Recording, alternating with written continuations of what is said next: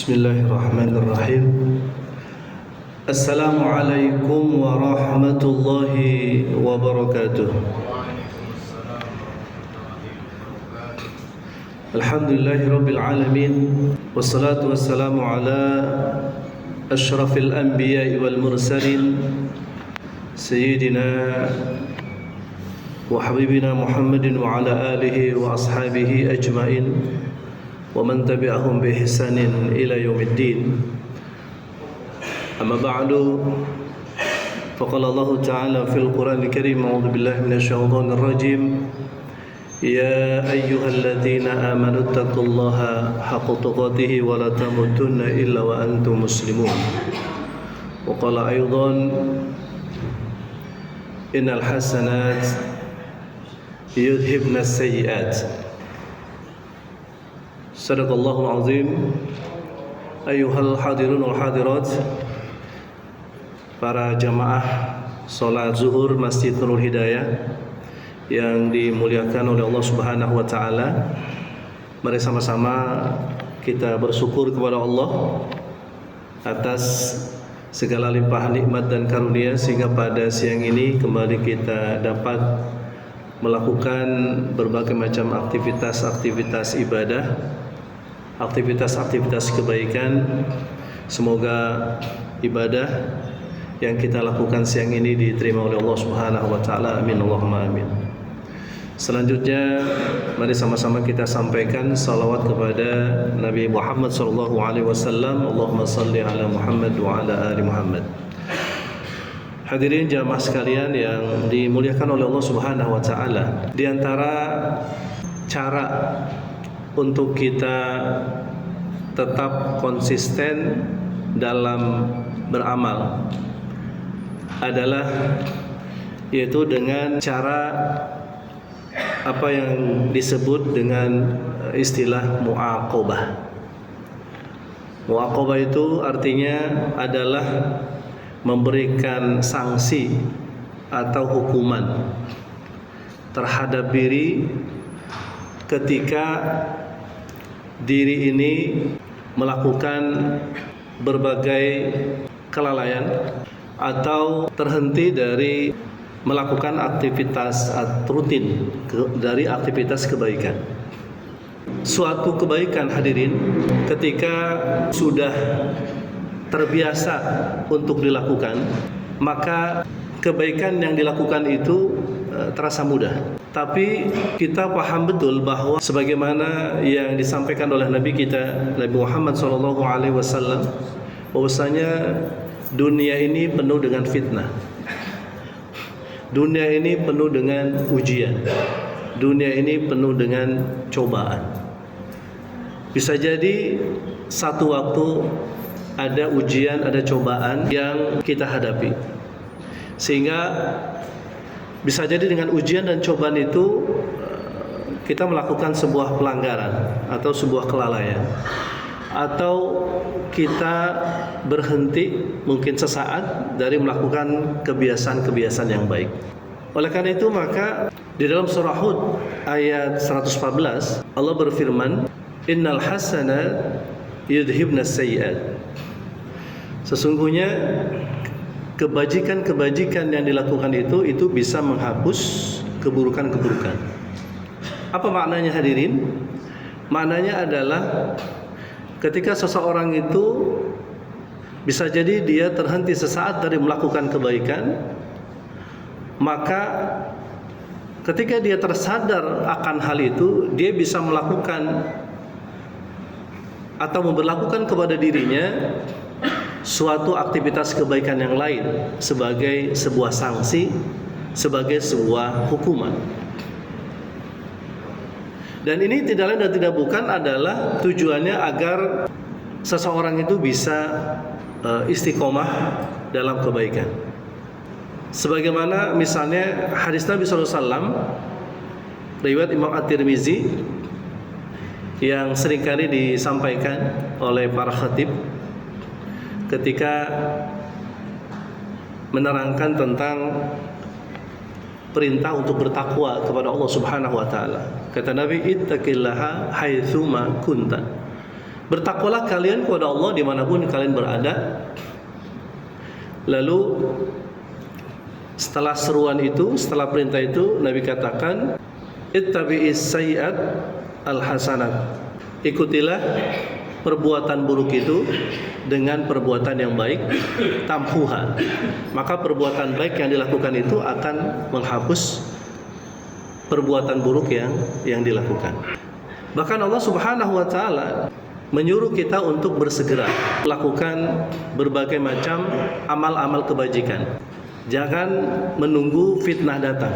Wasari'u ila maghfirati min rabbikum wa jannah arduha as-samawati wal ardh u'iddat lil muttaqin. Bersegeralah kalian untuk melakukan berbagai macam amal-amal kebajikan yang dengan amal kebajikan itu akan mendatangkan ampunan Allah Subhanahu wa taala dan surga.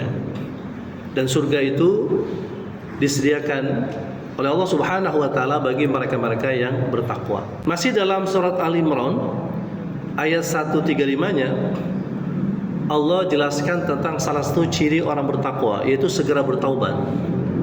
Walladzina idza fa'alu fahishatan aw dhalamu anfusahum dzakarullah fastaghfaru lidzunubihim. Jadi di antara ciri orang bertakwa itu adalah apabila mereka melakukan satu perbuatan keji dan juga mereka melakukan tindakan kezoliman terhadap diri, maka mereka ingat Allah, ingat akan Allah, dan mereka segera untuk beristighfar kepada Allah Subhanahu wa taala. Dan taubat itu adalah merupakan suatu kebaikan, sehingga ketika seorang tersadar bahwa dia melakukan keburukan, lalu kemudian diiringi keburukan itu dengan kebaikan, yakni dengan bertaubat kepada Allah Subhanahu wa taala, mohon ampun kepada Allah Subhanahu wa taala. Hadirin jamaah sekalian yang dimuliakan oleh Allah Subhanahu wa taala. Di antara tujuan dari kita melakukan penghukuman terhadap diri ketika kita melakukan satu kelalaian atau mungkin kita meninggalkan satu kebiasaan baik yang sudah kita lakukan, di antaranya adalah dengan melakukan penghukuman terhadap diri, maka kita sesungguhnya sedang mendidik nafsu yang ada dalam diri kita. Karena memang hawa nafsu ini mesti dididik, diarahkan, dikekang, dikendalikan. Karena kalau dia tidak dididik, tidak dikekang dan tidak dikendalikan, maka dia akan liar, sehingga akan melahirkan perbuatan-perbuatan yang buruk. Makanya kemudian dengan adanya satu cara menghukum diri, maka itu bertujuan untuk mendidik, bahkan mengendalikan daripada hawa nafsu yang ada dalam diri kita. Lalu kemudian yang kedua adalah agar kita istiqomah dalam melakukan kebaikan-kebaikan. Dan kemudian yang berikutnya adalah agar kita senantiasa selalu dekat dengan Allah Subhanahu wa taala. Nah, kalau misalnya kita coba membaca dalam sirah Rasul dan sahabat, terutama para sahabat, kita akan temukan di antara para sahabat itu mereka juga melakukan mu'aqabah terhadap diri mereka. Misalnya saja terjadi pada diri Abu Talhah. Ketika Abu Talhah sedang melakukan sholat di kebunnya, lalu dalam sholatnya dia memperhatikan ada seekor burung sedang pindah dari satu dahan ke dahan yang lain. Akhirnya konsentrasinya itu tertuju pada burung tersebut, mengakibatkan beliau lupa jumlah rakaat sholatnya. Setelah selesai, lalu kemudian beliau menemui Rasul. Setelah beliau menyampaikan persoalannya, lalu beliau mengiqab dirinya dengan cara apa hadirin? Dengan cara kebunnya itu disedekahkan di jalan Allah Subhanahu wa taala. Begitu pula ini terjadi pada diri Sayyidina Umar ibn Khattab ketika beliau terlambat melaksanakan sholat berjamaah, sholat asar. Dan sama seperti Abu Talha tadi, dia sedang berada di kebunnya. Hanya saja Umar bin Khattab itu sedang memandangi bunga-bunga yang baru bermunculan pada pohon kurmanya. Ketika dia memandangi bunga-bunga dari pohon kurma tersebut, beliau terpukau, terpesona sampai tidak menyadari waktu asar sudah tiba. Nah, ketika beliau tersadar waktu asar sudah tiba, segera menuju ke masjid dan beliau mendapati jamaah baru selesai melaksanakan sholat asar berjamaah. Lalu kemudian beliau mengikop dirinya dengan cara apa? Dengan cara mensedekahkan kebun kurmanya. Lagi-lagi itu cara beliau ya, untuk menghukum dirinya akibat satu kelalaian yang dilakukannya. Begitu pula terjadi pada diri anak dari Sayyidina Umar, yakni Abdullah bin Umar. Abdullah bin Umar itu kalau misalnya beliau itu ketinggalan dalam sholat berjamaah, maka beliau menghukum dirinya dengan cara apa? Dengan cara beliau melakukan sholat malam sepanjang malam. Begitu pula terjadi pada diri Abdullah bin Umar. Di setiap malam beliau menyiapkan cemeti. Dan cemeti itu digunakan dalam rangka memuhasabah dirinya. Nah, itu diantara mu'aqabah yang dilakukan oleh para sahabat ya, yang tujuannya adalah agar mereka ini istiqomah dalam kebaikan. Nah, tentu bagi kita agar amal kita juga istiqomah, perlu kita melakukan hal tersebut ya. Tapi tentu ya, yang kita lakukan adalah sebagai pengganti amal ya.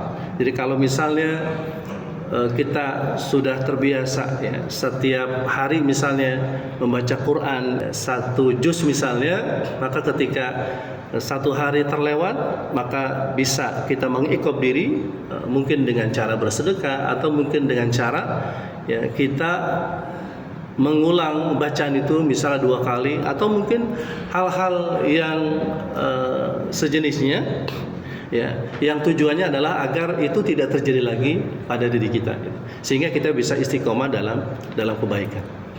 Atau mungkin ketika misalnya satu waktu ya kita terlambat misalnya sholat berjamaah ya, bisa saja kita hukum diri kita, yakni dengan kita melaksanakan sholat sunnah rawatib misalnya, sholat sunnah yang itu mengiringi sholat fardu ya. Atau mungkin baca Quran, atau mungkin menghafal Quran ya, dan lain sebagainya.